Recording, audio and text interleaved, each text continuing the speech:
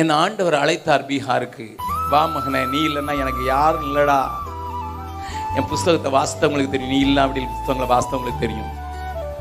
மாட்டேன்.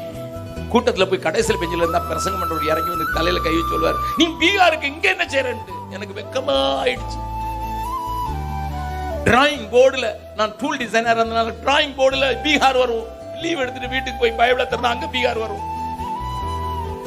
சரி பைபிள்லாம் வேண்டாம் அப்படின்னு பேப்பர் எடுத்தா பீகாரில் பலத்த வெள்ளம் அப்படின்னு ஓட ஓட விட்டார்.